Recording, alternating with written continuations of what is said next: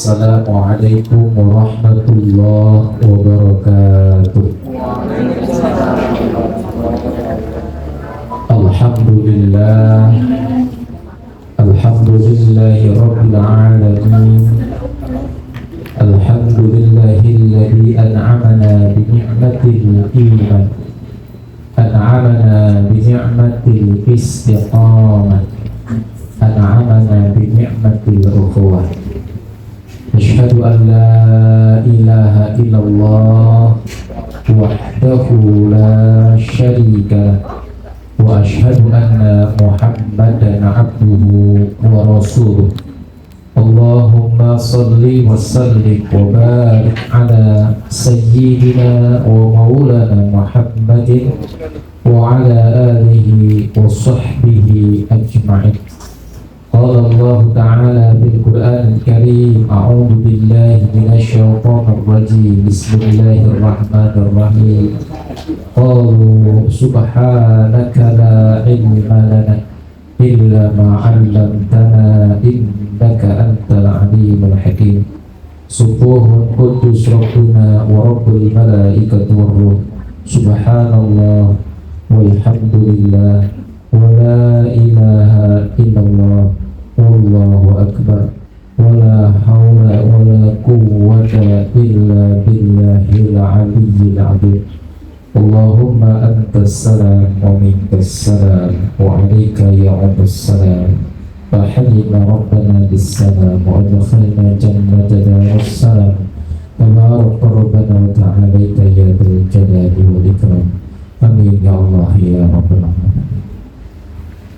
Bapak Ibu jemaah yang dirahmati Allah, pertama-tama mari kita panjatkan puja dan syukur kehadirat Allah Subhanahu wa ta'ala. Alhamdulillah, dengan izin Allah pagi hari ini Allah pertemukan kita dalam keadaan sehat walafiat insya Allah. Dan mudah-mudahan kita sama-sama memperbaharui niat kita. Hadir ke majlis ini hanyalah untuk mencari ridhonya Allah Subhanahu wa ta'ala. Hadir ke majlis ini untuk mengenal apa yang diperintahkan Allah. Allah menyuruh kepada kita itu untuk ma'rifatullah, mengenal Allah. Maka kajian kita adalah kajian di mana kita berikhtiar untuk mengenal Allah selangkah demi selangkah. Semoga setelah selesai seluruh makalah di Al-Hikam ini, kita betul-betul sempurna mengenal Allah. Karena beliau Al-Arif Billah As-Sahih Al-Faqilah memberikan kepada kita kurikulum tentang mengenal Allah dengan makalah itu sudah dipertimbangkan sedemikian rupa sehingga insya Allah kita saat sudah selesai menyelesaikan seluruh makalahnya, kita akan mengenal Allah. Entah kapan selesainya, wallahu a'lam bishawab. Ini sudah berapa tahun kita ngaji? Ya, baru sampai makalah 35, insyaallah. Mudah-mudahan Allah mudah.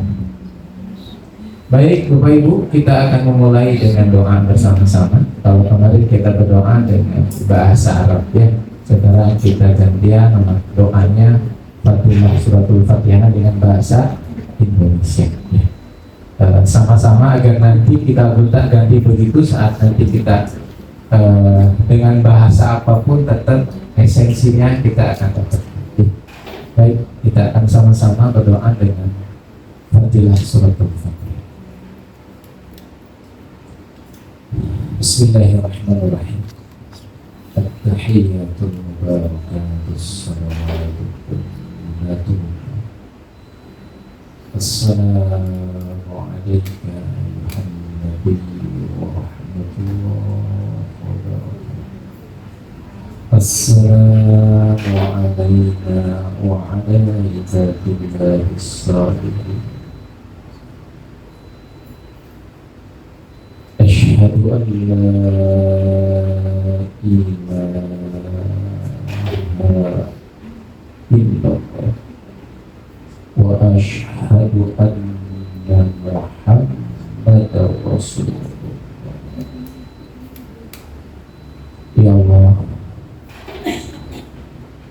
hamba bersimpuh di hadapanmu pagi ini. Memohon dengan fadilah suratul Fatihah.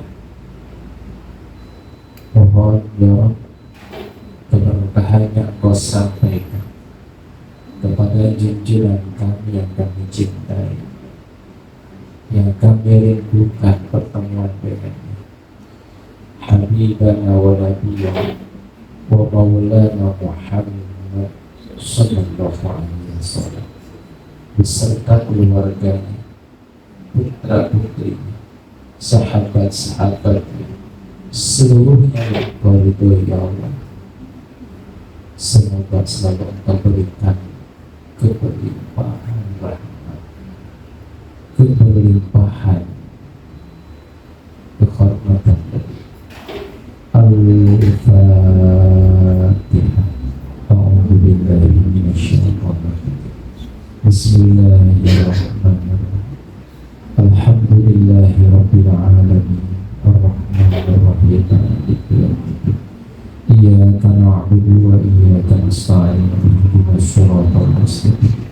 Shiratal ladzina an'amta 'alaihim ghairil maghdubi 'alaihim waladdallin. Ya Allah, kami memohon dengan suratul Fatihah untuk seluruh para nabi ya Allah, para anbiya ya Allah, wal mursalin dan para rasul ya Allah, dan untuk seluruh para sahabat-sahabat Rasulullah sallallahu alaihi wasallam, dan untuk para aulia-auliamu ya kekasih-kekasih, khususan penghulu para aulia Syekh Abdul Qadir Jilani. Semoga selalu mereka diberikan keberlimpahan, keberkahan.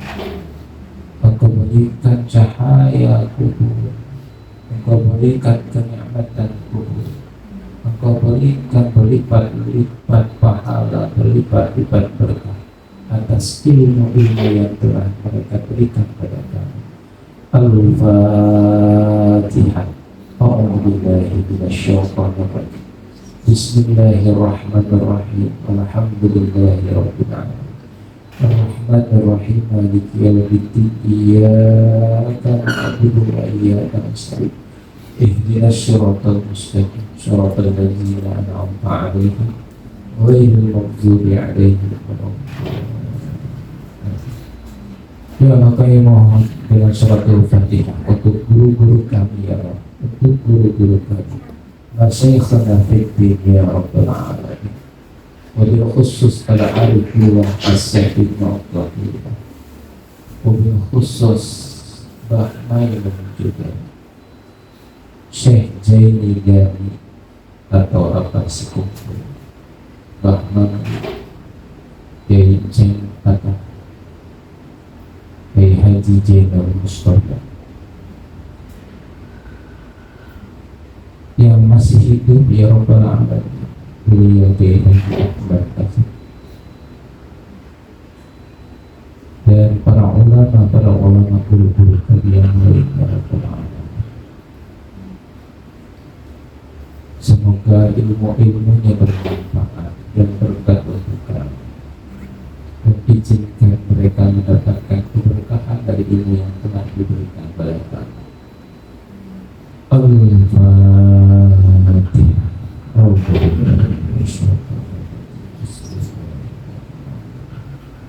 Alhamdulillahi rabbil alamin.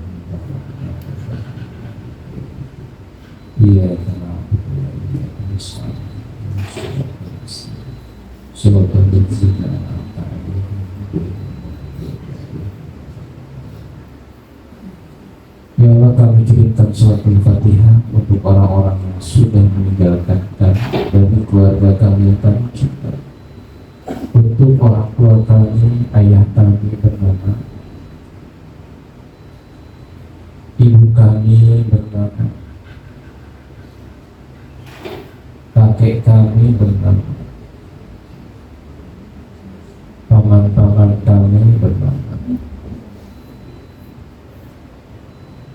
saudara-saudara kami bernama, istri suami kami bernama,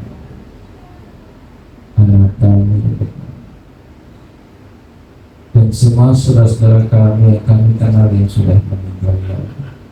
Semoga Engkau berikan ampun, luas kuburnya, dijadikan kuburnya sebagai rawdah min riyadil jannah. Allahumma ighfir lahu warhamhu wa'afihi wa'fu anhu.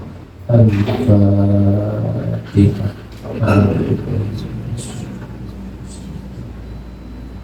Alhamdulillahirabbil alamin. Iyyaka na'budu wa iyyaka nasta'in. Ihdinas siratal mustaqim. Shiratal ladzina an'amta 'alaihim ghairil maghdubi 'alaihim. Ya Allah, kami mohon dengan suratul Fatihah untuk orang-orang yang kami cintai yang masih hidup, ya Allah. Ayah kami bernama, ibu kami bernama, suami kami bernama, istri kami bernama, anak-anak kami bernama,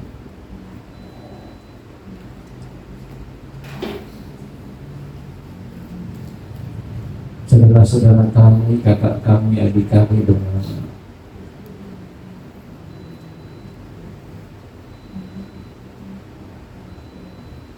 teman-teman kami seperjuangan bernama.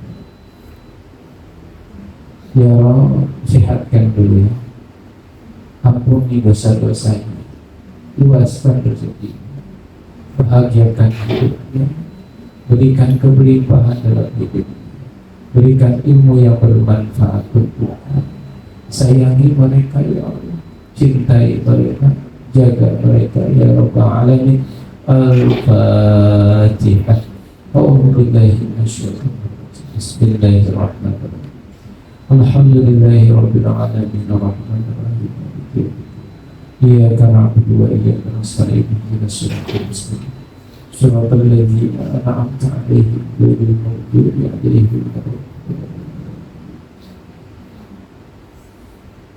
Ya Allah, kami memohon dengan suratul Fatihah khusus untuk diri kami sendiri, khusus untuk diri kami sendiri bernama, ya Allah, izinkan dia diberikan kesehatan, izinkan hatinya kuat, izinkan pikirannya kuat, izinkan hatinya penuh dengan cinta kepada-Mu, izinkan pikirannya penuh cinta kepada-Mu, izinkan dia diberikan keberlimpahan, diundang kebahagiaan, diundang oleh keberkahan, diundang oleh kenikmatan, diundang oleh kedamaian. Ya Allah, izinkan dia ya Allah kokoh kuat dalam menghadapi semua masalah hidup, kokoh dan kuat menghadapi semua beban hidup, kokoh kuat untuk menghadapi semua yang ditakdirkan oleh-Mu. Izinkan dia tetap tersenyum apapun kondisi keadaan dirinya, izinkan hatinya tetap bahagia apapun kondisi keadaan dirinya. Engkau Maha Baik ya Rabb, Bapa sayang kepada dia. Al-Fatihah. A'udzubillahi minasyaitonir rajim. Bismillahirrahmanirrahim. Alhamdulillahirabbil alamin arrahmanir rahim maliki yaumiddin. Iyyaka na'budu wa iyyaka nasta'in. Ihdinas siratal mustaqim. Shiratal ladzina an'amta 'alaihim ghairil maghdubi 'alaihim waladdallin. Amin ya Allah ya Rabbal alamin. Alhamdulillah. Sekarang makalah berapa Ibu? Baik, kita masuk ke makalah 35. Bismillahirrahmanirrahim.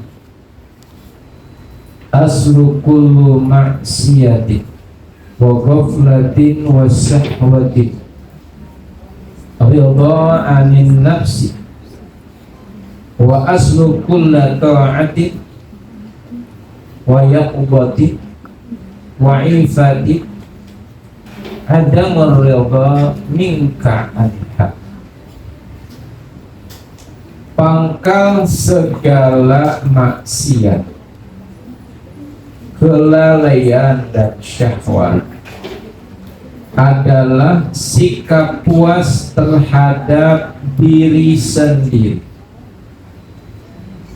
pangkal segala kesadaran,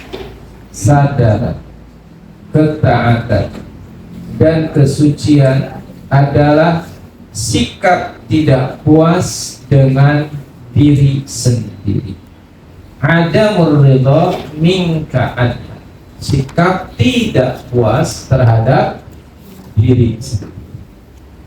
Nah, ini makalah yang insya Allah kita akan bahas bersama-sama. Sudah bisa dipahami makalahnya Ibu? Baik. Ibu-ibu bahagia, Bapak Ibu bahagia, saya sampaikan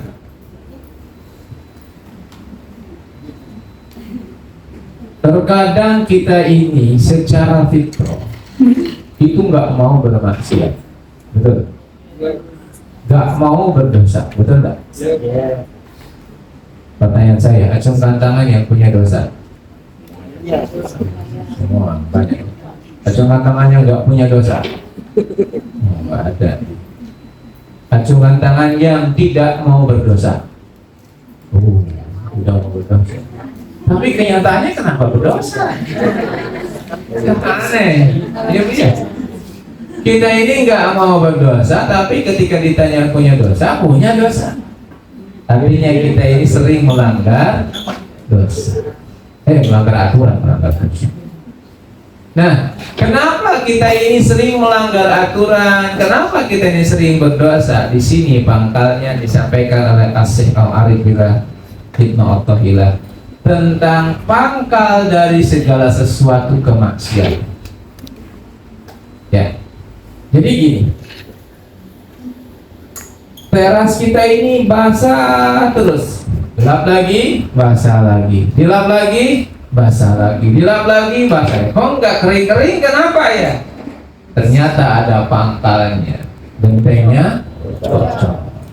Maka cara agar tidak basah lagi, gentengnya diganti.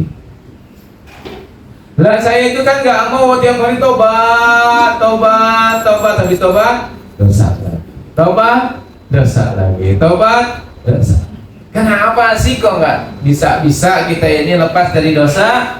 Ternyata kata beliau, aslu kullu maksiatin wa ghaflatin wa syahwatin ridha 'anil nafs. Ini asal dari pangkal dari semua kelalaian kemaksiatan itu, ya, dan syahwat itu asal mulanya dari apa? Ridha 'anil nafs, merasa ridho dengan diri sendiri. Ridho itu apa? Rela, bangga dengan diri. Nih gua nih lihat nih, gua udah apa? Istiqomah ngaji setiap hari. Ini saya. Kita merasa apa? Bangga. Yang dikhawatirkan oleh kita ini, kita merasa bangga, senang, puas dengan kebaikan yang kita lakukan. Itu yang dikhawatirkan. Ya, kan boleh dong kita mengapresiasi diri, boleh mengapresiasi diri, tapi kita tidak boleh merasa bahwa kita ini yang berbuat baik, karena sesungguhnya kita nggak bisa berbuat baik kalau tidak diizinkan siapa? Allah. Namun terkadang kita merasa bahwa yang berbuat baik itu siapa? Kita. Ini. Ada sebuah kisah sering saya sampaikan, tapi saya kuatkan kembali. Di zaman Nabi Musa alaihissalam, ini kisahnya Israiliyat. Kenapa? Karena tidak ada rawi hadis yang menyatakan bahwa ini minimal dhaif. Ini rawinya itu dhaif, ba'id jiddan, artinya dimasukkan ke Israiliyat. Namun ini luar biasa maknanya. Dan ada seorang ahli ibadah, yang ahli ibadah ini Masya Allah, beliau ini ibadah terus usianya 300 tahun ya. Di zaman Nabi Musa kan usianya lama-lama ya, ibadah terus sama Allah. Hidupnya cuma satu, ibadah, ibadah, ibadah, tidak ada yang lain.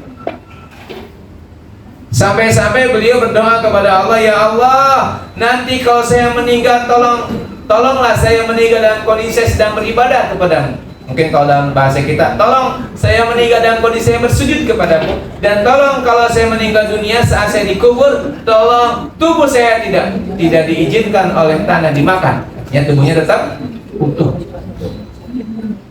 Nah, karena dia ahli ibadah, saat beliau meninggal dunia, betul, beliau meninggal dalam kondisi sedang beribadah, sedang bersujud kepada Allah. Dan betul saat dimakamkan, apanya? Tubuhnya tidak dimakan oleh cacing. Dalam singkat kata, dalam cerita itu disampaikan dia dimasukkan oleh Allah di akhirat, ya, di alam, untuk masuk ke surga. Cuma kata-katanya begini, wahai malaikat, masukkan dia ke surga karena rahmatku. Kenapa? Rahmat.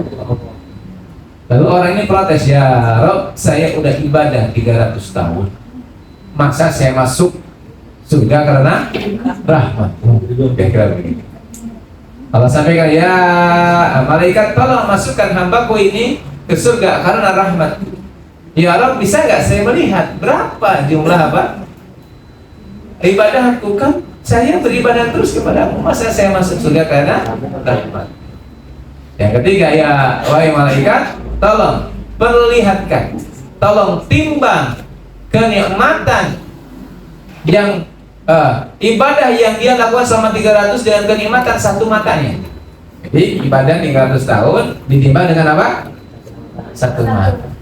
Ternyata masih berat kenikmatan satu mata dengan ibadah. Setelah itu kata Allah, wahai malaikat, masukkan dia ke neraka karena amalnya. Apa ada itu, dia langsung sadar diri, mohon ampun kepada Allah. Nah, ini kisah. Namun di sini ada sebuah poin, apa? Ibadah kita itu nggak ada apa-apanya dibanding dengan apa?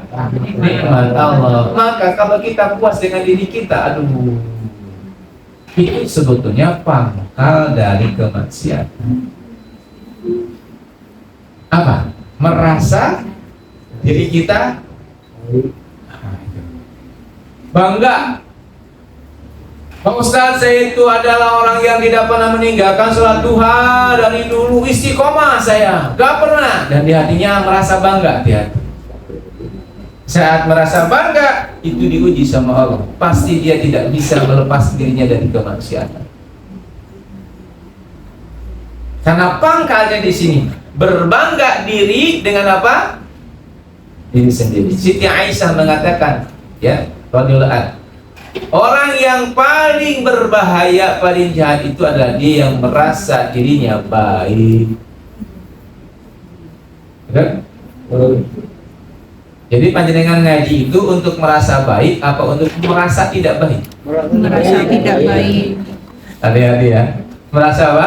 Tidak baik. Kenapa? Karena memang kita tidak memiliki kapasitas apa-apa. Semakin kita banyak ngaji, semakin kita ini, siapa saya? Apa saya? Oh, semua kebaikan punya Allah. Bahkan lama-kelamaan, siapa saya? Enggak ada saya itu. Yang ada hanyalah kekuasaan Allah. Nah, inilah sebetulnya kata beliau, pangkal dari segala maksiat itu adalah berbangga diri. Lalu bagaimana kita menghilangkan bangga diri ini? Hati-hati, karena bangga diri itu masuknya kepada alam bawah sadar. Kita nggak sadar tiba-tiba kita bangga dengan diri kita. Apalagi tukang ngomong kayak saya ini. Betul nggak?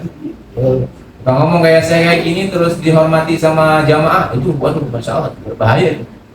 Kalau tidak betul-betul awas, bahaya, menjadi apa? Puas dengan diri sendiri dan akhirnya apa? Bermaksiat, pasti. Karena itu pangkalnya. Ya. Nah, Bapak Ibu bahagia, mari kita hati-hati dengan 3 hal yang akan membuat kita berbangga gitu. Satu apa? Satu adalah menilai orang lain. Apa Bu? Menilai. Menilai, membandingkan itu akan membuat kita masuk ke dalam kebanggaan diri atau kebanggaan kelompok kita, kebanggaan geng kita. Misalkan ibu-ibu nih, kebetulan insya Allah ada nih ibu-ibu yang misalkan masuk ke jamaah Thariqah A, Thariqah B, Thariqah C. Hati-hati jangan membanding. Karena saat kita membandingkan, akhirnya kita akan merasa puas dengan Thariqah saya. Nih ustadznya, mursyidnya di sini begini. Kalau di sini begini. Kayaknya enakan mursyid saya. Akhirnya kita apa? Berbangga diri. Hati-hati. Karena walaupun kita sering mengamalkan zikir, kalau berbangga diri, tetap saja kita tidak bisa lepas dari kemaksiatan. Itu kata beliau. Sehingga hati-hati dalam menilai. Kalau bisa jangan pernah kita menilai orang lain kecuali yang baik-baik. Ini dalam pemilihan capres sekarang, hati-hati menilai, hati-hati. Ya, kita melihat di YouTube, Masya Allah, wah ini begini. Aduh, jangan ya. Bagaimana caranya? Nilai yang baik-baik. Dari yang tiga ini yang paling baik siapa, itu yang kita pilih. Jangan yang paling buruk. Oh, dibandingkan. Semuanya kita ini baik. Kan baik, pengen membangun negeri kan? Baik gak? Baik, semuanya pengen membangun negeri. Cuma kira-kira yang pas di tahun ini siapa gitu. Yang bagus tahun ini kira-kira siapa? Nah, jenengan kan sudah bisa berpikir. Gak usah dibandingkan, dinilai. Apalagi ngikut-ngikut, mencibir paslon lain. Emang kita lebih baik dari paslon? Kita nggak tahu, betul nggak? Gemoy. Nggak boleh itu. Ya. Jadi kita ikhtiarkan yang terbaik. Betul. Nah, ini. Menilai itu tidak, hati-hati, bukan tidak berat, tapi hati-hati beratnya. Oke? Setuju? Ya. Ini yang pertama. Karena ketika saat kita menilai, alam bawah sadar kita selalu merasa lebih baik daripada yang kita nilai. Itu alam bawah sadar kita selalu merasa, dan saat kita terus menilai, akhirnya kita merasa bangga. Ternyata masalah saya tidak terlalu berat ya dibandingkan dengan teman saya. Teman saya jauh lebih berat. Alhamdulillah. Alhamdulillah apa? Menari dalam penderitaan orang. Jadi kita doakan ke teman kita, nggak boleh kita nilai. Hati-hati dengan menilai. Adakah hak kita untuk menilai, Bapak Ibu? Kita ini punya hak menilai tidak? Kita ini dewan juri bukan dalam hidup? Siapa dewan jurinya? Allah. Raqibati yang dikasih tugas. Manusia tidak dikasih tugas untuk menilai. Betul? Jadi apa? Jangan menilai. Kita nggak dikasih tugas. Tugas kita ini berlari, bukan wasit. Tugas kita mengejar bola, melempar bola. Karena kita bukan wasit. Lihat tupoksinya. Setuju? Jadi kita dihidupkan oleh Allah itu cuma satu. Wa ma khalaqtul jinna wal insa illa liya'budun. Untuk ibadah, bukan untuk menilai orang beribadah. Oh, dia ibadahnya kayak gini. Oh, iso ya? Nggak boleh kita nilai. Kenapa? Karena kita nggak berhak untuk menilai. Kalau kita mau belajarnya tasawuf. Kalau di syariat boleh menilai. Ini pakai madhab mana gitu. Karena memang di mazhab ini pun tidak batal, karena di mazhab ini gerakan 3 kali kalau telunjuk nggak apa-apa. Ya. Contoh. Jadi kita tidak menilai siapapun, tapi menilailah pada diri kita sendiri. Jadi hindari menilai. Ini suami sering menilai istri. Istriku tuh jangan ngelang. Nah, saat kita udah bilang gitu apa? Kita merasa lebih baik. Kita merasa puas dengan siapa? Diri kita. Suamiku tuh jangan ngelang. Ngelang. Ratu juga ya. Itu apa tuh? Itu kita langsung tiba-tiba bangga. itu insya Allah pelan-pelan kita akan bermaksiat lagi, bikin dosa lagi, itu pasti. Saat kita berbangga diri, Masya Allah. Apalagi orang yang sedang suluk berjalan-jalan Allah itu langsung cek guru biasanya. Tahu cek guru? Enggak. Bahasa Inggris cek guru.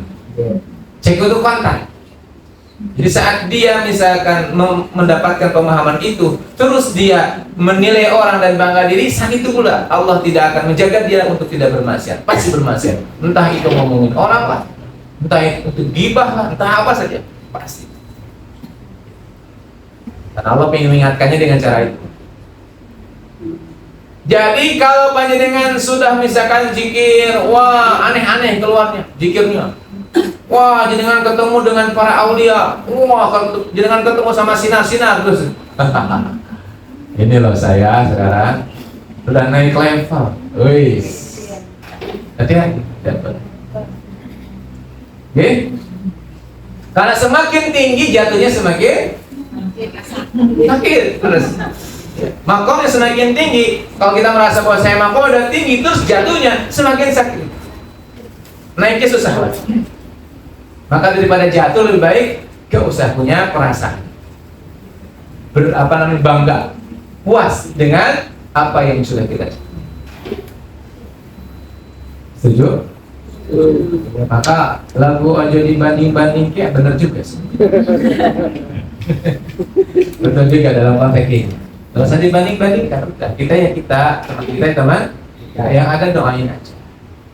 Ini hati-hati yang pertama adalah dalam menilai. Yang kedua hati-hati dengan keinginan. Apa Bu? Keinginan. Hati-hati dengan keinginan. Semakin banyak keinginan, semakin banyak kita usaha, dan saat kita berhasil semakin bangga dan puas dengan keberhasilan kita, capaian kita. Betul nggak? Waduh, saya ini sudah lama berusaha, alhamdulillah tahun ini berhasil, tercapai, masya Allah, alhamdulillah. Tapi hatinya tidak masya Allah, hatinya bangga diri. Bukan lisannya kita cek, tapi apa? Ucapannya alhamdulillah, tapi hatinya bangga, beda. Alhamdulillah itu harusnya gimana? Alhamdulillah, hatinya harus merasa gimana? Ini punya Allah bukan punya saya, itu namanya alhamdulillah. Jadi terkadang yang mengatakan alhamdulillah sudah sekian tahun, sekarang bisa alhamdulillah atas kerja keras saya. Nah itu ada Allah. Ya. Hati-hati dengan apa? Keinginan. Maka ada nasihat dari Rasulullah SAW kepada kita, berhati-hatilah dengan keinginan. Karena terkadang keinginan kita ini menjebak kita. Terus gimana? Apa kita nggak boleh punya keinginan? Boleh, tapi kita cek keinginan kita ini sesuai nggak dengan keinginan Allah. Nih, saya mau tanya Bapak Ibu. Ini saya ulang-ulang agar masuk ke alam bawah sadar kita. Allah punya keinginan, kita punya keinginan. Yang terwujud keinginan siapa? Allah punya keputusan, kita punya keputusan. Yang terwujud keputusan siapa? Allah punya kehendak, kita punya kehendak. Yang terwujud kehendak siapa? Allah. Ya. Berarti kalau begitu kita punya keinginan, Allah punya keinginan, yang terwujud keinginan siapa? Allah. Maka kita selalu mengatakan, oh yang terwujud itu bukan keinginan saya, keinginan Allah. Maka apa harus kita banggain? Yang terwujud keinginan siapa? Keinginan Allah kan? Ini nih kita ketemu di sini bukan keinginan kita, keinginan Allah. Berarti kita sama-sama ke sini sama dengan keinginan Allah. Karena keinginan kita sama keinginan maka diwujudkan sama Allah. Berarti yang mewujud itu bukan keinginan kita, keinginan siapa? Allah. Jenengan punya mobil itu keinginan Allah bukan keinginan kita. Kenapa kita bangga? Betul nggak? Nah ini terkadang kita merasa bangga dengan keinginan-keinginan kita ini. Ini berbahaya. Saya ingin menjadi ahli ibadah. Saya ingin dekat sama Allah, mengenal Allah. Nah, kalau itu sesuai keinginan Allah terus diwujudkan, masa kita bangga? Memang yang paling berbahaya sesungguhnya kepuasan itu dalam bukan kepuasan dunia, tapi kepuasan dalam akhirat. Kepuasan dalam berderma sama Allah. Wah sekali Allah. Iya. Kalau kita istiqomah ternyata sekarang mudah. Hanya bismillah saja orang saya pegang sembuh. Hatinya langsung apa? Bangga. Nah, itu langsung belok. Hati-hati. Yang keberapa ini? Nomor beri? Ya, sifat. Harus sifat. Astagfirullah. Jadi kan pengamal amalan nih. Amalan apa? Bismillah sudah sekian tahun, sudah 10 tahun. Pegang orang, Bismillahirrahmanirrahim. Sembuh orangnya. Langsung.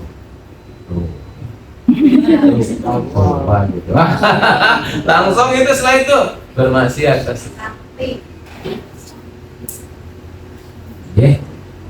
Kesaktiannya mungkin tidak akan hilang, tapi dia akan menjadi lupa kepada yang maha sakti. Siapa?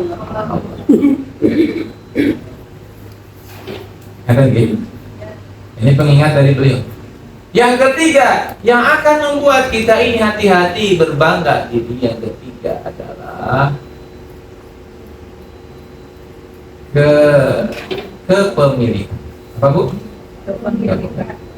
Merasa memiliki. Al-mulku ya, kepemilikan. Padahal kita tidak punya apa-apa kan, tapi kita merasa memiliki.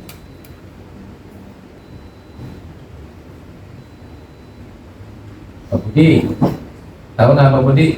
Pak Jenderal itu sebetulnya itu tetangga saya. Akan merasa beli kan? Padahal yang jenderal tetangganya yang bangga siapa?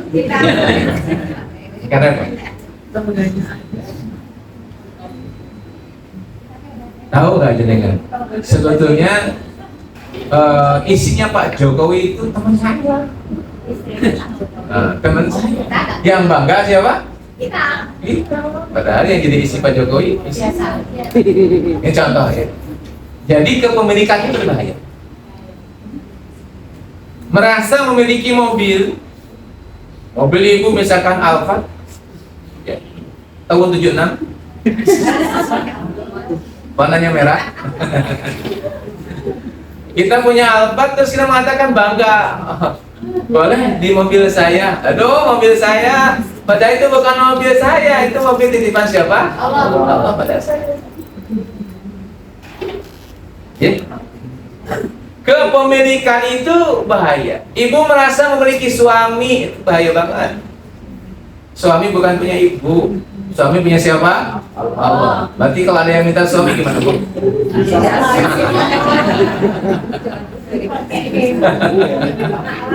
Enggak. Jadi kepemilikan itu tidak boleh.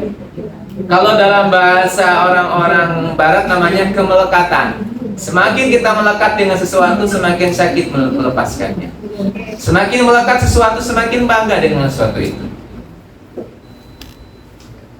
Itu yang dipegang ibu, HP-nya punya ibu apa bukan? Punya siapa? Punya Allah. Berarti kalau hilang gimana? Nah, biasa aja ya. Nyari lagi lah. Paling nangis. Kata hilang semua ya. Nah ini kemarin kita bahas tentang kaubil mal li faidatihi ya. Kaubil mal li faidatihi itu apa?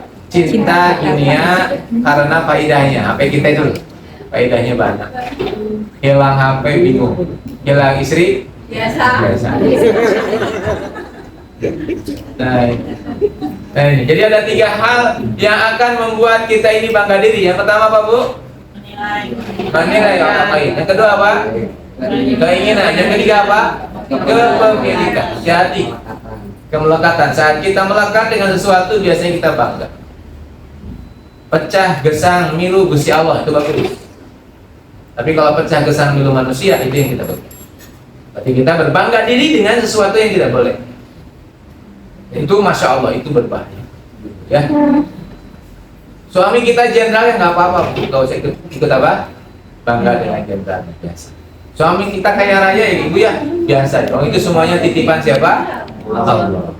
Karena terkadang yang paling gaya bukan suaminya tapi istrinya.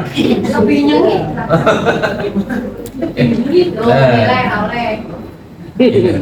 Nah, ini ibu yang dirahmati Allah, berikhtiar untuk kita merasa memiliki. Siap ibu? Oke, ini 3 hal ya, 3 hal penting. Oke, saya latih. Itu baru pembukaan. Nah, barang siapa yang merasa dirinya sholih, barang siapa yang merasa dirinya baik, barang siapa yang merasa dirinya bermanfaat, barang siapa yang merasa dirinya hebat, maka siap-siap dia akan bertemu dengan kelalaian. Apa bu? Ada perlombaan antara 3 angin. Satu angin tornado, yang kedua angin topan, yang ketiga angin sepoi-sepoi. Perlombaannya apa? Ada monyet yang sedang duduk nangkring. Kata angin topan, angin sepoi-sepoi sama kita. Siapa yang bisa menjatuhkan monyet itu? Saya. Dalam 1 menit selesai. Ayo silakan. Tornado keluar. Melihat angin tersebut, maka si monyet pegangan dengan kencang sekali. Wah, ternyata nggak bisa. Diketahui sama yang topan. Kamu ternyata nggak bisa. Lihat saya. Maka topan datang. Wah, semakin pegangan lagi, semakin kencang kan. Wah, ternyata jadi ketahui. Nggak bisa. Terus melihat sepoi-sepoi. Aku aja nggak bisa beri kamu, diketahui itu sama 2 angin. Tapi ya nggak apa-apa, saya coba dulu ya. Akan sepoi-sepoi datang.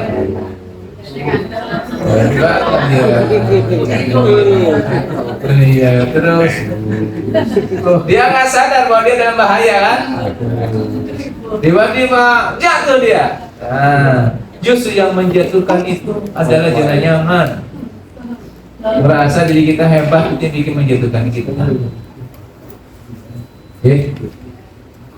Namun barang siapa hamba Allah ini merasa tidak puas dengan dirinya, merasa tidak puas dengan dirinya, merasa dirinya kurang, merasa tidak punya apa-apa, dan terus memperbaiki diri, berbenah terus, memperbaiki terus, maka insya Allah dia diselamatkan oleh Allah. Ibu milih yang mana? Milih yang merasa hebat apa merasa terus berusaha jadi orang hebat? Kita juga nggak boleh merasa rendah, nggak boleh. Tapi kita sedang berusaha terus jadi hamba Allah, berusaha jadi kekasih Allah. Kapan nggak tahu jadi kekasih Allahnya? Siapa yang sudah kekasih Allah? Saya. Oh, berarti belum kekasih Allah. Karena kekasih Allah itu nggak pernah ngaku dirinya kekasih Allah. Ya. Jadi barang siapa dia berikhtiar terus, dia tidak pernah merasa bangga dengan dirinya, terus berusaha, insya Allah itulah yang jalan yang benar dalam kehidupan. Insya Allah dia akan terus berusaha. Kenapa? Karena dia tidak pernah merasa dirinya bersih, betul nggak? Dosanya, dosa siapa dapat? Ya. Dan saya sering ketemu dengan ulama-ulama besar itu, mereka itu jauh lebih biasa daripada kita. Coba apa bu? Biasa, nggak kelihatan dia punya ilmu. Kenapa? Masya Allah, mungkin beliau memahami tentang tidak ada kepuasan dalam dirinya, tidak ada. Terus berusaha sekuat tenaga, karena kita kan tidak tahu kan Allah yang gaib itu kita tidak tahu apa masa depan kita. Betulkah nanti kita meninggal dalam kondisi husnul khotimah atau sebaliknya su'ul khotimah? Kita nggak tahu. Kan ada 2 kisah itu dulu ya. Satu seorang preman yang sudah membunuh 99 orang, terus konsultasi ke ustadz, gimana saya bisa diampuni nggak dosanya? Kata ustadznya, Masya Allah, gak mungkin kamu, udah banyak sekali dosa kamu. Akhirnya dia marah kan, sekalian dia mati lagi ustadz 100 kan. Hati-hati makanya Pak ya, Pak Budi ya, ada konsultasi hati-hati. Nah, setelah 100 dia datang lagi ke satu kiainya lebih hari. Berapapun dosamu, Allah itu maha pengampun. Saudara tobat. Caranya tobat gimana? Kamu hijrah dari tempat ini ke tempat yang lain. Segera. Bersegera tuh akhirnya dalam kisah itu disebut berlari. Ini kan sebuah kisah. Kisah itu kayak pewayangan. Apa pewayangan itu? Siloka, gambaran. Bisa jadi pemuda itu ya kita sendiri yang banyak dosa. Maka ulama itu ya kebijakan kita sendiri yang nyuruh, ayo segera pindah, wasyari'u, segera berapa? Berlari menuju Allah. Maka dia berlari, saat lari dia jatuh hingga meninggal dunia. Hingga malaikat pada bersikeras ya. Ini wekku ya. Ini urusannya neraka, ini surga. Diukur aja mana, kira-kira mana yang paling mendekati tempat hijrahnya. Kenapa lebih dekat pada tempat hijrah? Maka dia diampuni oleh Allah Subhanahu wa Ta'ala. Ya, karena dia masih. Tapi ada satu lagi kiai yang beliau itu masya Allah beliau itu luar biasa. Seorang ulama yang sepuh, yang solih, yang masyhur, wah keren pokoknya solih. Maka ketika itu dia saat sholat dia melihat seorang pemuda yang nangis terus, ya doa nangis. Lihat lagi doa ibadah sholat jamaah. Dia merasa dengan keinginannya nih. Dia sok ibadahnya keren banget nih. Saya nggak bisa kayak dia nangis terus. Padahal pemuda itu setan. Ya. Terus apa? Ditanya sama kiai ini, kamu kenapa begitu sangat luar biasa? Aduh, saya memang sedang ada masalah. Kok kamu bagus banget soalnya ibadahnya? Jangan kiai. Saya pingin kayak kamu, gimana caranya? Jangan kiai, jangan. Saya banyak dosa. Tapi kok bisa kayak gitu ya? Karena dosa saya banyak. Karena keinginan dia, pingin apa? Nah ini hati-hati dengan keinginan tadi kan? Hati-hati dengan apa? Keinginan dia seperti itu, maka dia dengerin. Kenapa? Saya itu minum khamar. Terus akhirnya apa? Membunuh, memperkosa kira-kira. Ini saya berkata seperti itu. Oh, itu kata beliau. Kepikiran. Ingin ibadah seperti, dan akhirnya apa? Dia datang ke awalnya dia sampai sana cuma minum khamar. Nah, akhirnya dia ini minum khamar.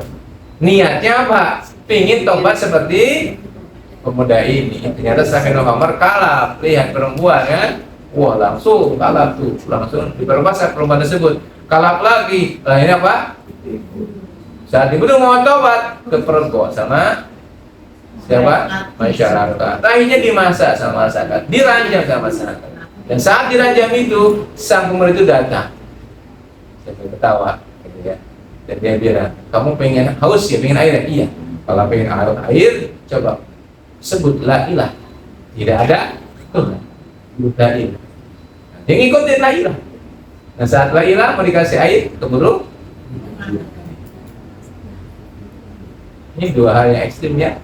Sehingga tidak ada yang bisa memastikan kita ini hari ini baik, besok baik. Udah, nauzubillah min dzalik, jangan sampai kita seperti itu.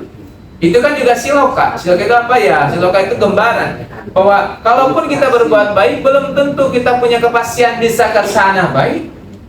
Jangan-jangan kebaikan kita tadi ada kebanggaan dan diri kita, akhirnya justru kita jahat. Setuju? Maka apa yang harus kita lakukan? Yo ikhtiar dari sekarang. Tidak pernah ada kepuasan dalam beribadah pada Allah. Sebagus apapun yang kita lakukan, itu kan versi kita bagusnya. Menurut Allah kan dulu. Jangan-jangan Allah kasih kemudahan-kemudahan, maunah dari zikir kita, dari ibadah kita, itu hanya ujian dari Allah, bukan kebaikan kita. Jangan-jangan hati kita bisa melihat hati orang lain, ya, itu hanya sebagai apa? Ujian. Bahkan itu justru jurang untuk membuat kita jatuh. Kadang-kadang kalau kita ngambil sesuatu, bisa dilihat hatinya ini ada darahnya atau enggak kan kelihatan. Nah, ketika kita bisa melihat itu bukan berarti itu suatu hal yang bagus. Belum tentu itu bisa jadi apa? Dan yang paling bahaya dari maksiat itu sesungguhnya adalah menduakan muslim, punya selain Allah. Nah, itu. Nah, ini yang dirahmati Allah Subhanahu wa taala. Kalau kita sudah lalai, sudah lupa diri, biasanya orang lalai itu dikalahkan oleh syahwat. Ya, urutannya gitu ya. Bangga diri dulu. Setelah bangga apa? Lalai. Setelah lalai, syahwat. Setelah syahwat, maksiat, berdosa, pasti. Jadi hati-hati dengan apa? Bangga. Kalau udah bangga itu lalai biasa. Nah, lalai itu dikendalikan syahwat. Syahwatnya apa? Kemarin kita bahas. Nafsul amarah bisu. Sudah kita bahas ya? Sudah apa belum? Udah kan? Masih ingat kan? Enggak, masih lupa kan? Masih ingat. Masih ingat, insyaallah. Nah, ini. Jadi ikhtiarkan kita menjadi pribadi yang tidak lalai. Karena lalai akan dikendalikan syahwat. Syahwat akan membuat kita bermaksiat. Caranya gimana? Ya, gak usah tidak dengan diri kita. Ibu sudah istiqomah beribadah, ya, duanya istiqomah, apanya istiqomah. Gak usah bangga. Itu dari siapa? Allah. Oke. Baik. Selanjutnya Allah sampaikan di dalam Al-Quran ya.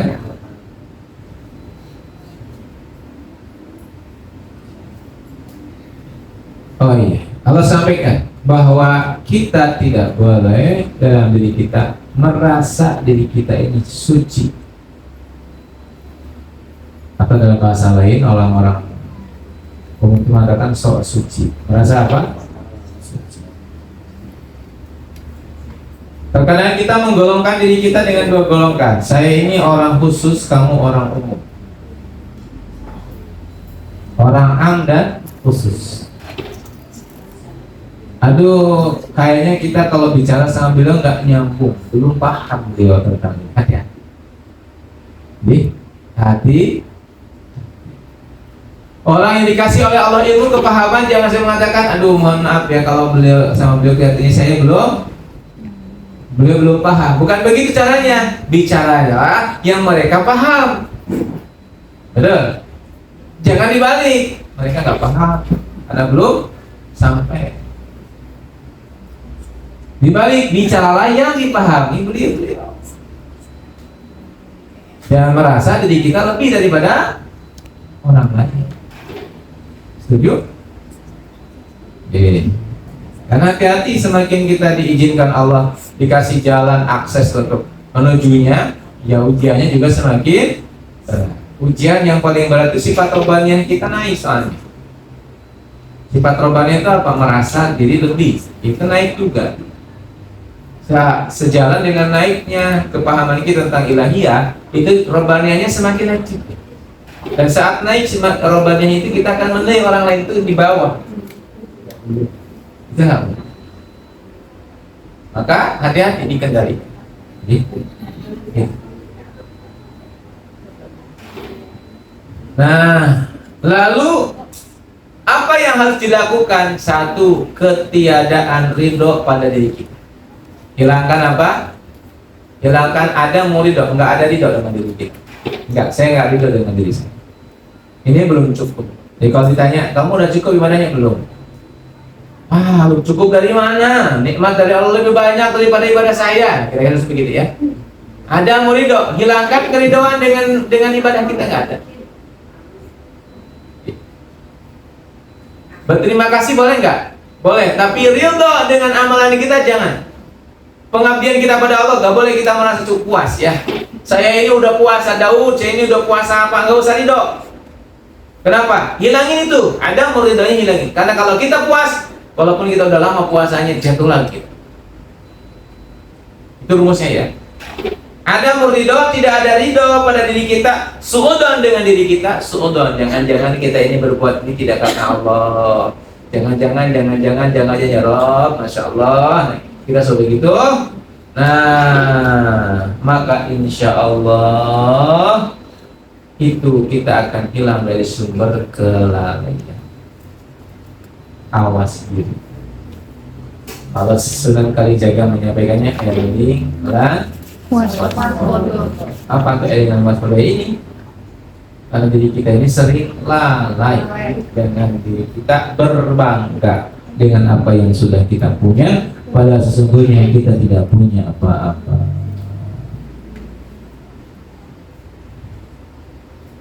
Nah, Imam Al-Ghazali dalam kitab Ihya-nya menyampaikan, apabila Allah menghendaki seseorang baik, apabila Allah menghendaki seorang baik, maka Allah perlihatkan kepada dia aib-aibnya, penyakit-penyakit dirinya, sehingga dia sibuk untuk memperbaiki dirinya dan lupa untuk melihat orang lain. Kalau Allah menghendaki pada seorang itu baik, maka dia akan diperlihatkan oleh Allah seluruh keburukannya. Wah, keburukannya dilihatin di matanya itu terlihat semuanya. Maka dia tidak pernah mau meminta atau menilai orang lain. Kenapa? Saya aja udah buruk kayak begini, ngapain menilai orang lain? Otomatis Bapak Ibu, otomatis keburukan itu otomatis terlihat gitu. Terlihat berjalan kayak videotron. Ya. Terlihat terus. Apa? Keburukan siapa? Dan itulah yang akan menutupi aib orang lain dari diri kita. Siapa? Aib kita sendiri. Dan itu yang membuat kita tidak merasa bangga dengan ibadah kita. Kenapa? Karena kita terus melihat apa? Dosa-dosa kita. Dosanya banyak. Hati-hati Bu ya. Tolong dicek perasaannya, ada nggak merasa lebih daripada siapa? Orang lain. Hati-hati. Jangan sampai dalam diri kita ada perasaan lebih dari orang lain. Mungkin ibu-ibu tidak terlalu besar, namun juga bisa jadi. Ya, kalau seperti pembicara ya, seperti saya yang menyampaikan, ini terkadang ada tuh perasaan merasa lebih baik daripada jamaah. Itu nggak boleh dan tidak akan masuk ilmunya. Karena kita hanya sebagai apa namanya, fasilitator, perantara, tidak ada yang lain. Benar nggak? Perantara aja, enggak ada sedikit. Dengan kali kuliah sampai lagi nyari nopo kebaikan, keberkahan. Kata nih, nah ini apa namanya, makalah ke-30. Monggo kalau ada yang ditanyakan. Siap. Ustadz, berarti dalam ikhtiar kita agar Indonesia dipimpin oleh pemimpin yang baik, itu kita sebaiknya jangan golput ya Ustadz ya? Ya, tidak boleh golput. Karena kita yakin bahwa semua yang ada di sini baik. Ya. Dan saya tidak harus mengarahkan ke mana. Frekuensi panjenengan pasti akan ketemu dengan orang yang baik. Ya usah kita arahin. Coblos nomor 4, silakan. Nomor 4 ya. Kenapa? Karena nggak ada, berarti nggak usah diarahin, panjenengan itu udah paham kemana arahnya. Nggak usah saya arahin. Kenapa? Karena kalau kita baik pasti akan ketemu dengan orang baik. Jangan kok. Nggak boleh perlu. Kata gini.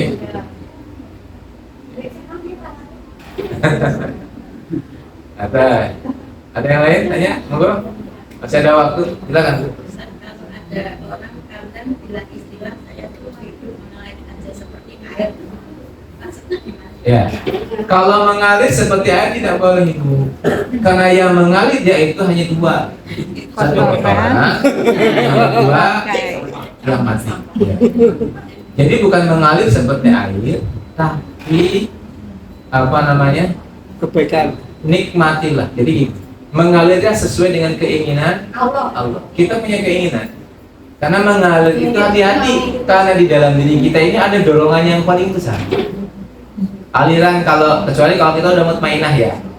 Kalau kita sudah sampai level nafsunya udah mutmainah, insya Allah aliran kita ini udah mengalir, itu insya Allah mengalirnya sesuai keinginan Allah. Nah, tapi kalau kita misalkan belum, hati-hati dengan mengalir. Kenapa? Karena kalau mengalir itu dengan kita misalkan masuk di lawama, itu mengalirnya ya udah, akhirnya malas. Ya, gak punya apa? Tajis. Padahal lihat di dalam Al-Quran, ya ayyuhalladzina amanu taqullah wa tandur nafsum ma qaddamat. Ciri orang yang beriman dan bertakwa kepada Allah itu apa? Merencanakan masa depannya, tidak mengalir seperti air. Tapi ketika kita merencanakan perencanaan itu, kita serahin rencana itu kepada siapa? Allah. Kalau begini boleh mengalir bersama kehendaknya, boleh. Mengalir bersama apa? Mengikuti skenario Allah. Nah, boleh. Mengalir bersama kehendaknya.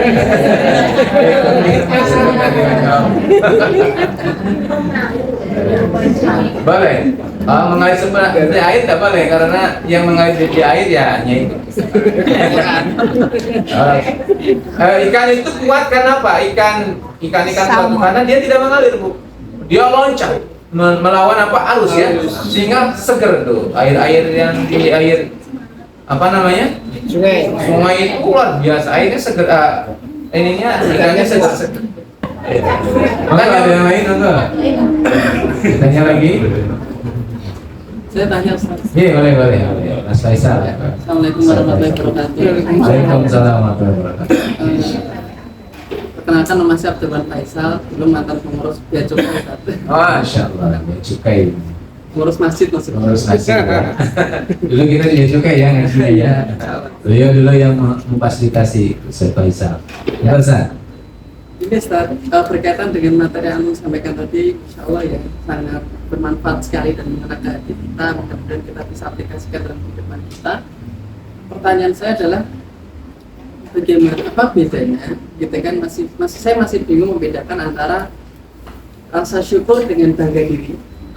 Kemudian rasa tadi ya tidak ridho dengan kufur nikmat. Nah itu mungkin Ustaz bisa lebih detailkan lagi penjelasannya. Baik. Jazakallahu khairan. Apa bedanya rasa syukur dengan bangga diri? Lihat dari rasanya. Lihat dari apa? Rasanya. Jadi saat bangga diri yang dirasa oleh kita merasa hebat. Kita merasa keren. Kita merasa berhasil. Dan saat itu pula kita merasa orang lain di bawah kita. Itu namanya bangga diri. Sedangkan rasa syukur, kita merasa bahwa semua capaian itu milik Allah. Akhirnya kita merasa nol, tidak punya apa-apa, yang punya siapa? Allah. Semua capaian punya Allah. Dampaknya apa? Kita biasa aja. Ya, tetap aja seperti awal kerja kita nggak punya apa-apa. Misalkan nih Ustaz Faisal, wow besok, amin ya Ustaz Faisal ya, rumahnya 5, isinya 1 ya. 4. Mobilnya banyak, tapi kita merasa bersyukur. Hada min fadlillah. Ini dari siapa? Allah. Lihat tandanya, orang syukur itu tidak merasa apa-apa. Dan yang kedua, ibadahnya semakin kencang. Karena tingkat utama syukur itu adalah ibadah. Ya. Kalau bangga diri enggak, bangga diri itu ya enggak ada hubungan dengan ibadah. Orang yang bersyukur itu semakin dia banyak rezeki yang Allah kasih, semakin banyak capaian dunia yang dicapai, semakin apa? Taat ibadahnya. Seperti siapa? Rasulullah. Rasul sampai bengkak kakinya itu, beliau mengatakan, apakah aku tidak boleh menjadi hamba yang bersyukur? Nah, ciri syukur, puncak syukur itu adalah ibadah. Jadi kalau orang yang bersyukur itu pasti taat ibadahnya, tidak mungkin tidak.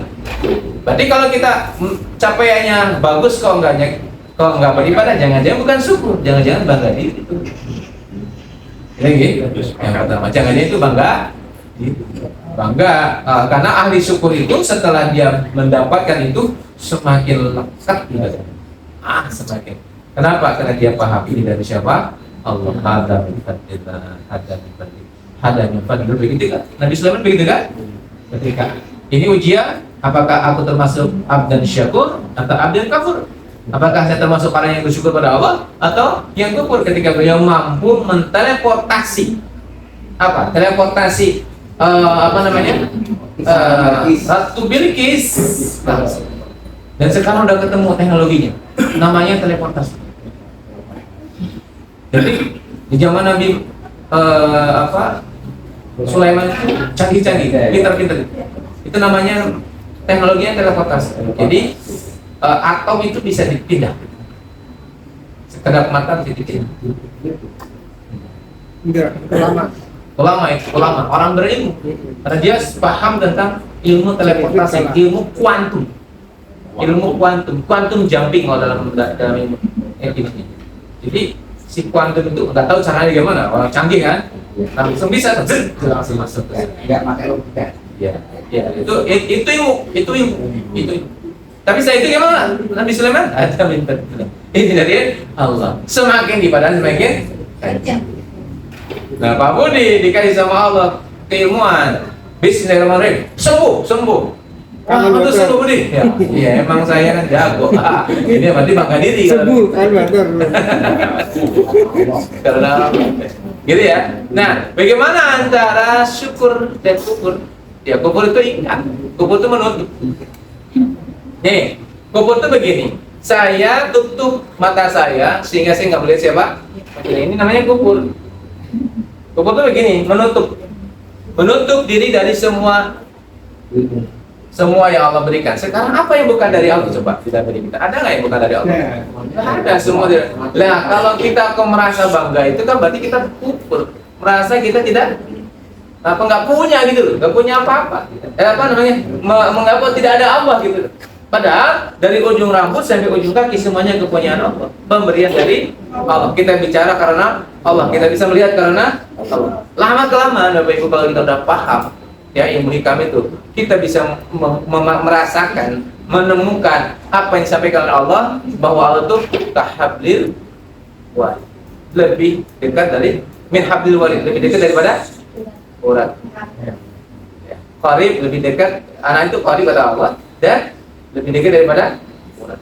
Artinya apa? Kemana-mana kita akan cuma lihatnya kepunyaan siapa? Allah. Ngatan ya. Kufur itu tidak bisa melihat Allah. Ya, ada lagi. Jadi yang kufur tadi itu berkaitan dengan tidak ridho terhadap diri, Ustaz.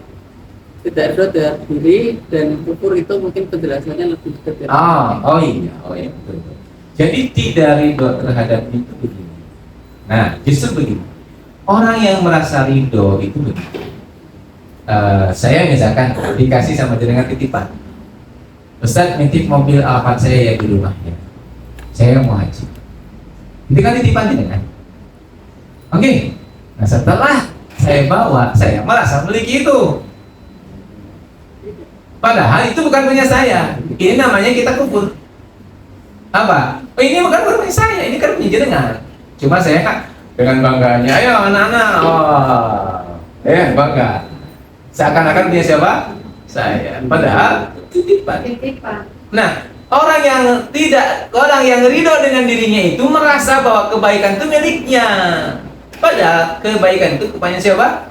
Allah. Jadi tidak itu maksudnya bahwa ini saya baik itu bukan karena saya. Ini baik itu adalah Allah saja yang baik. Itu namanya tidak itu di sini maksudnya. Bukan kita mengingkari, bukan mengingkari bahwa saya baik, bukan. Tidak itu. Ini yang ada itu bukan punya saya. Punya siapa? Allah. Maka harus kita syukuri ya Rob, ini punya Allah. Dan kita merasa senang. Ingat, bangga dengan senang beda ya. Merasa apa? Bahagia, sukacita saat kita takbir Allahu Akbar. Itu merasa senang. Kenapa senang? Karena kita syukur bahwa saya masih diizinkan untuk bisa sholat. Saat kita sholatnya khusyuk, nggak usah bangga. Khusyuk itu karena siapa? Karunia Allah. Kira-kira begitu ya. Nggak usah merasa bahwa ini punya saya. Enggak, ini punya siapa? Allah. Sholat saya sholat khusyuk ya biasa. Jangan bilang alhamdulillah ya tiba-tiba hari ini saya sholatnya khusyuk ya. Baik, sekarang bagaimana dengan sesi kejenar? Oke. Hati-hati ya pembahasan sesi kejenar ya. Jadi sesi kejenar itu sebetulnya ajarannya itu tentang tidak ada di dunia ini kecuali Allah. Jadi atau bahasa sederhana, mana yang bukan Allah? Saya mau tanya nih, kita dengar. Mana yang bukan Allah di sini? Ada. Berarti semuanya siapa? Allah. Nah, itu ajarannya. Jadi begini ya, disebut manunggaling kaulo Gusti. Kan beda dengan versi Kristen kan? Ya. Jadi adalah proses di mana kita paham bahwa mana yang bukan Allah di sini. Semuanya siapa? Allah. Jadi kita pun punya siapa? Allah. Tapi mohon maaf, saya bukan Allah. Ya. Nah, itu di sana. Saya bukan Allah. Saya hanya bagian titik kecil dari pemilik hidup ini Allah. Gini, saya pernah menyampaikan begitu. dia bukan aku adalah dia. Dia bukan aku, tapi aku adalah dia. Dia bukan aku, dia itu bukan saya. Beda, dia itu sifat yang maha besar, tapi saya adalah dia. Kenapa? Karena saya ini bagian dari dia. Beda, paham? Kalau wahdatul wujudnya yang dipahami oleh pengikutnya Sayyidina bagus. Tapi pengikutnya, aku adalah Allah. Maka saya nggak usah sholat, saya adalah Allah. Ada lagi? Tapi sebetulnya beliau tidak mengungkapkan begitu. Jadi begitu ya. Jadi sufinya Syekh Siti Jenar itu sebetulnya la ilaha illallah. Begitu ya. La ilaha. Pelan-pelan. Ya. Nah, mungkin pada waktu itu beliau terlalu cepat ngajarin tentang wahdatul wujud sehingga salah paham. Salah. Bingung, Bu? Salah. Jadi ibu-ibu bukan Allah kan? Kita ini hanya ciptaan Allah, hamba Allah yang kecil, setitik kuku aja. Karena Allah itu memberikan ruhnya bukan hanya pada kita. Seluruh umat di dunia ini semuanya adalah mirruhi, dari ruhnya Allah. Gitu. Maka sebetulnya semuanya itu saudara kita. Cuma masalahnya ada yang kita tadi ditutupi itulah. Sehingga dia tidak mengenal siapa? Allah.